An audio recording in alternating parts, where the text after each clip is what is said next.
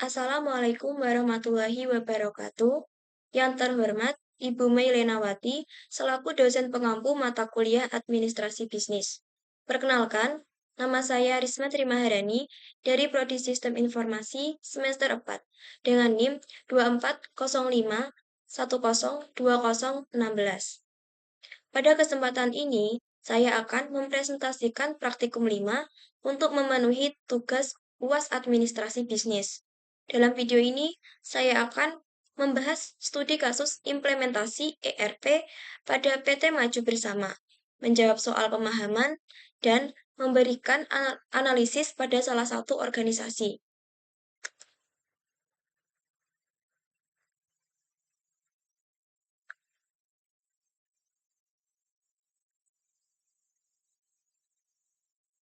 Soal studi kasus. Yang pertama, identifikasi permasalahan yang dihadapi PT Maju Bersama sebelum implementasi ERP.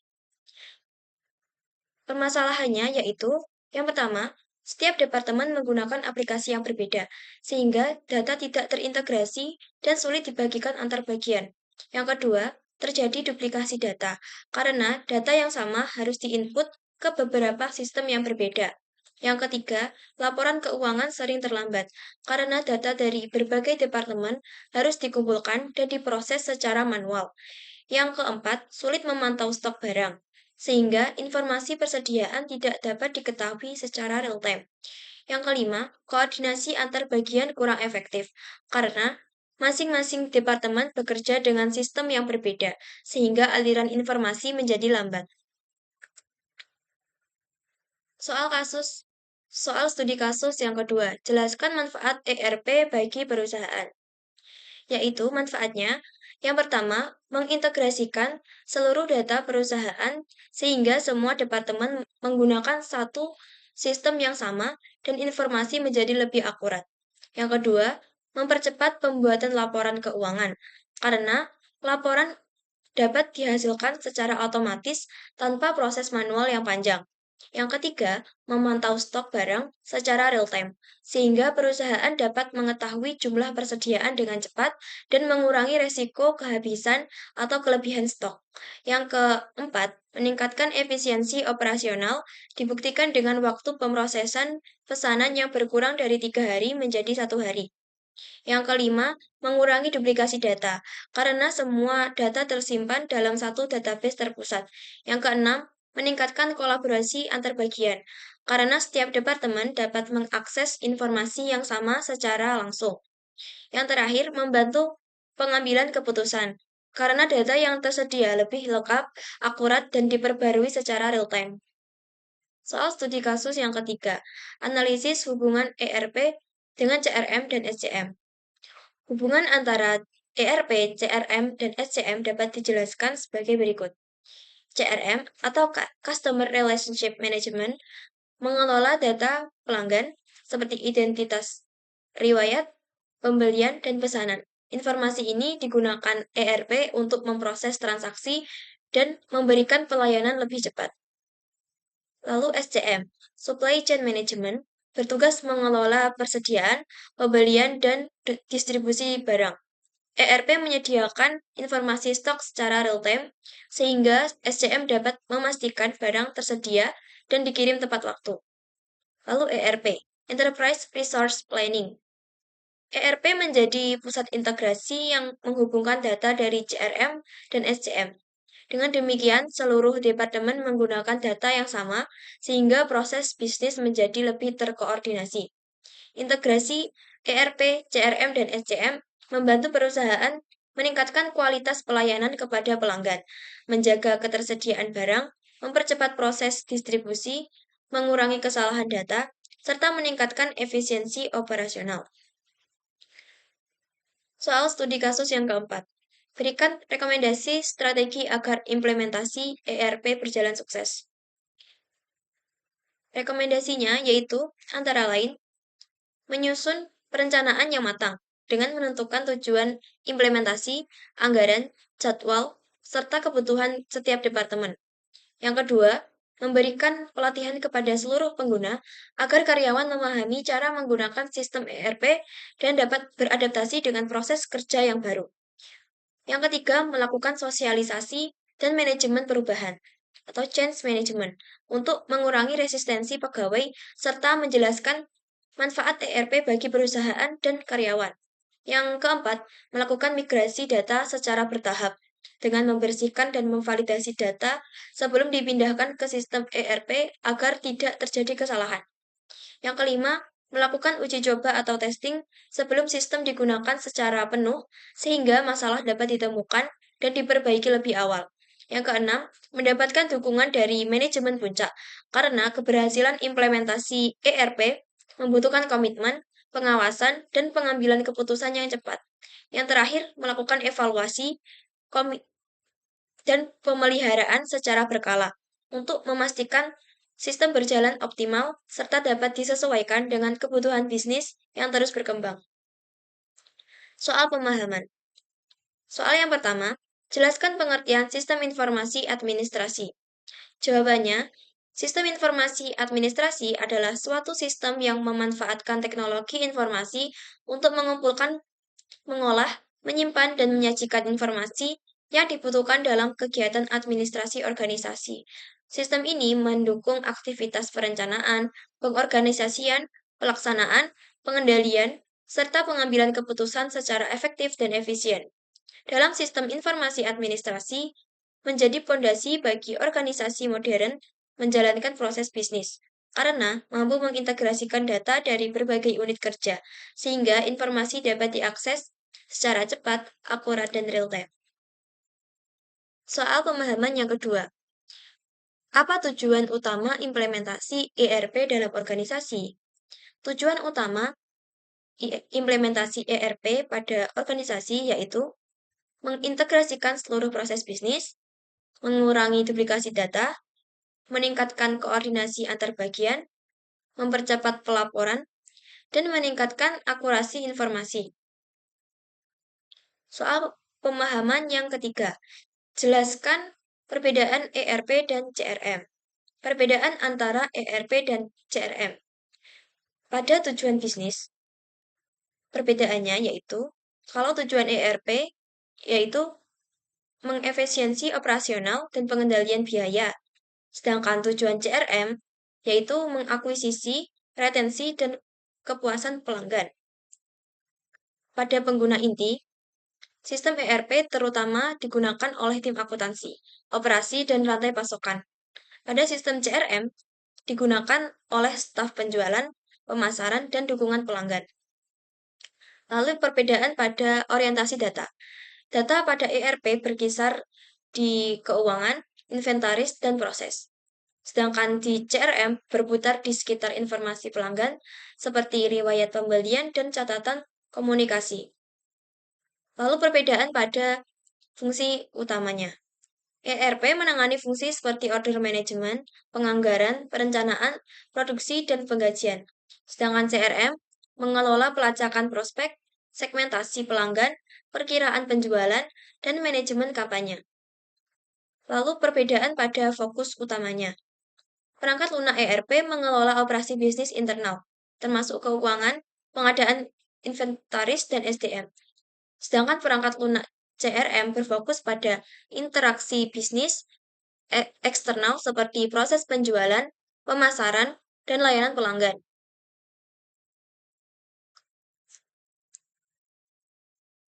Soal pemahaman yang keempat, mengapa SCM penting bagi perusahaan manufaktur? Supply Chain Management atau SCM penting bagi perusahaan manufaktur karena SCM mengelola seluruh alur rantai pasok, mulai dari pengadaan bahan baku, proses produksi, penyimpanan, hingga distribusi produk ke pelanggan. Dengan penerapan SCM yang baik, perusahaan dapat memastikan setiap proses berjalan secara efisien dan terkoordinasi. Beberapa alasan mengapa SCM penting bagi perusahaan manufaktur, yaitu yang pertama, meningkatkan efisiensi operasional. SCM membantu mengoptimalkan aliran bahan baku, tenaga kerja, dan proses produksi, sehingga mengurangi pemborosan waktu maupun biaya. Lalu yang kedua, menjamin ketersediaan bahan baku. Perusahaan dapat memastikan bahan baku tersedia tepat waktu, sehingga proses produksi tidak terganggu atau berhenti karena kekurangan stok. Yang ketiga, mengurangi biaya operasional. Pengelolaan persediaan, transportasi, dan distribusi yang baik dapat menekan biaya penyimpanan serta biaya logistik. Yang keempat, mengelola persediaan dengan lebih efektif. Produk dapat diproduksi dan dikirim tepat waktu sesuai permintaan, sehingga meningkatkan kepuasan dan kepercayaan pelanggan. Yang terakhir, meningkatkan daya saing perusahaan. Proses yang lebih cepat, biaya yang lebih rendah, dan pelayanan yang lebih baik membuat perusahaan lebih kompetitif dibandingkan pesaing. Soal pemahaman yang kelima, sebutkan manfaat Office Automation dalam administrasi perkantoran. Yang pertama, manfaatnya yaitu mengurangi penggunaan kertas. Dokumen dibuat, disimpan, dan dibagikan secara digital sehingga lebih hemat biaya dan ramah lingkungan. Yang kedua, mempercepat komunikasi. Informasi dapat dikirim melalui email, chat, atau aplikasi kolaborasi secara cepat dan real-time. Yang ketiga, meningkatkan kolaborasi. Beberapa karyawan dapat mengerjakan dan mengedit dokumen yang sama secara bersamaan, sehingga pekerjaan lebih efisien. Yang keempat, mengurangi kesalahan administrasi. Proses otomatis membantu mengurangi kesalahan input data, mempercepat pekerjaan, dan meningkatkan akurasi dokumen. Soal pemahaman yang keenam, jelaskan fungsi DSS dalam pengambilan keputusan. Decision Support System adalah sistem yang membantu manajer atau pengambil keputusan dalam menganalisis data dan memilih keputusan terbaik berdasarkan informasi yang tersedia. Berikut penjelasan fungsi DSS dalam pengambilan keputusan. Yang pertama, analisis data. DSS mengumpulkan, mengolah, dan menganalisis data dari berbagai sumber, sehingga menghasilkan informasi yang akurat. Dengan analisis data, manajer dapat memahami kondisi perusahaan dan mengambil keputusan berdasarkan fakta. Yang kedua, simulasi keputusan. DSS memungkinkan pengguna menguji beberapa alternatif keputusan bersama sebelum diterapkan. Misalnya, perusahaan dapat membandingkan dampak menaikkan harga produk atau memberikan diskon untuk mengetahui pilihan yang paling menguntungkan. Yang ketiga, peramalan atau forecasting. DSS menggunakan data historis dan tren untuk memprediksi kondisi di masa depan, seperti perkiraan permintaan produk, penjualan, atau kebutuhan stok. Hal ini membantu perusahaan menyusun strategi yang lebih tepat. Yang keempat, analisis skenario. What if analysis. DSS dapat menganalisis berbagai kemungkinan yang terjadi jika suatu kondisi berubah. Contohnya, bagaimana dampaknya terhadap keuntungan jika biaya bahan baku naik 10% atau jika permintaan pelanggan meningkat. Dengan demikian, perusahaan dapat mempersiapkan langkah antisipasi. Yang kelima, dashboard management. DSS menyajikan informasi penting dalam bentuk dashboard yang berisi grafik, tabel, dan indikator kinerja atau KPI. Tampilan ini memudahkan manajemen memantau kondisi perusahaan secara real-time dan mengambil keputusan dengan lebih cepat. Soal pemahaman yang ketujuh, apa perbedaan DSS dan EIS, Decision Support System, dan Executive Information System, sama-sama digunakan untuk membantu pengambilan keputusan, tetapi memiliki tujuan dan pengguna yang berbeda. DSS merupakan sistem yang dirancang untuk membantu manajer atau analis dalam menganalisis data dan mengevaluasi berbagai alternatif solusi terhadap suatu masalah. DSS biasanya digunakan untuk pengambilan keputusan yang bersifat semi terstruktur atau tidak terstruktur. Sistem ini menyediakan fitur seperti analisis data, simulasi keputusan, peramalan, dan analisis skenario what if analysis sehingga pengguna dapat membandingkan beberapa pilihan sebelum menentukan keputusan terbaik. Sementara itu, EIS merupakan sistem yang ditujukan bagi manajemen puncak atau eksekutif, seperti direktur atau CEO. EIS menjanjikan menyajikan informasi penting dalam bentuk yang ringkas seperti dashboard, grafik, indikator kinerja atau KPI, dan laporan eksekutif. Informasi tersebut membantu eksekutif memantau kondisi perusahaan secara keseluruhan dan mengambil keputusan yang bersifat strategis dan jangka panjang. Soal pemahaman yang kedelapan, mengapa integrasi ERP, CRM, dan SCM penting dalam organisasi modern? Integrasi ERP, CRM, dan SCM sangat penting karena ketiga sistem tersebut saling terhubung untuk mendukung seluruh proses bisnis perusahaan. Integrasi ini memungkinkan setiap departemen menggunakan data yang sama, sehingga mengurangi duplikasi data dan kesalahan informasi. Dengan sistem yang terintegrasi, informasi mengenai pelanggan atau CRM, operasional perusahaan atau ERP, dan rantai pasok atau SCM dapat mengalir secara otomatis. Hal ini membuat proses bisnis menjadi lebih cepat, koordinasi antar bagian lebih baik, serta membantu manajemen mengambil keputusan berdasarkan data yang akurat dan real-time. Manfaat utama integrasi ERP, CRM, dan SCM, yaitu mengurangi duplikasi data dan kesalahan administrasi, mempercepat alur kerja dan koordinasi antar departemen, meningkatkan efisiensi operasional perusahaan, dan mempercepat pengambilan keputusan karena data tersedia secara real-time. Selanjutnya ada tugas analisis. Tugas analisis yang pertama yaitu identifikasi sistem informasi yang telah digunakan. Pada kali ini saya mengidentifikasi organisasi perguruan tinggi, yaitu Universitas PGRI Madiun. Universitas PGRI Madiun atau UNIPMA telah memanfaatkan berbagai sistem informasi untuk mendukung kegiatan akademik dan administrasi kampus.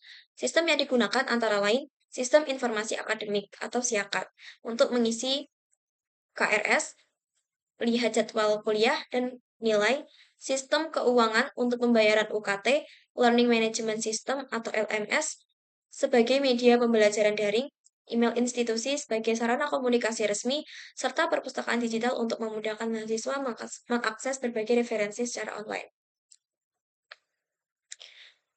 Tugas analisis yang kedua, analisis apakah organisasi tersebut telah menerapkan ERP, CRM, SCM, Office Automation, DSS, atau AIS. Berdasarkan sistem yang digunakan, UNIPMA telah menerapkan beberapa konsep sistem informasi administrasi. Yang pertama, ERP atau Enterprise Resource Planning terlihat dari integrasi data akademik, keuangan, dan administrasi, sehingga berbagai unit kerja dapat mengakses informasi yang saling terhubung. Yang kedua, CRM, Customer Relationship Management, diterapkan melalui layanan mahasiswa, sistem penerimaan mahasiswa baru, serta media informasi kampus yang memudahkan komunikasi antara kampus dengan mahasiswa maupun calon mahasiswa.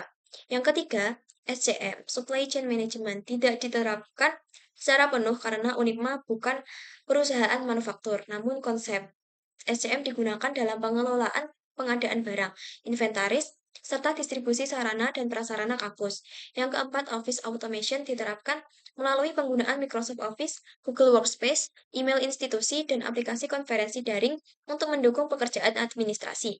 Yang kelima, DSS, Decision Support System, dimanfaatkan oleh pimpinan dalam menganalisis data akademik, jumlah mahasiswa, serta laporan lainnya sebagai dasar pengambilan keputusan. Yang terakhir, EIS, Enterprise Information System, digunakan untuk menyajikan informasi strategis dalam bentuk laporan yang membantu pimpinan memantau kondisi dan kinerja universitas. Selanjutnya, jelaskan manfaat yang diperoleh. Penerapan berbagai sistem informasi di UNIPMA memberikan banyak manfaat, seperti mempercepat proses administrasi akademik, meningkatkan ketepatan dan keamanan data, mempermudah komunikasi antara mahasiswa, dosen, dan tenaga kependidikan, serta memudahkan akses terhadap berbagai layanan kampus. Selain itu, informasi yang terintegrasi membantu pimpinan mengambil keputusan secara lebih cepat dan tepat, sehingga pelayanan kepada sivitas akademika menjadi lebih efektif dan efisien. Sekian presentasi dari saya. Apabila ada kurang lebihnya, saya mohon maaf. Terima kasih. Wassalamualaikum warahmatullahi wabarakatuh.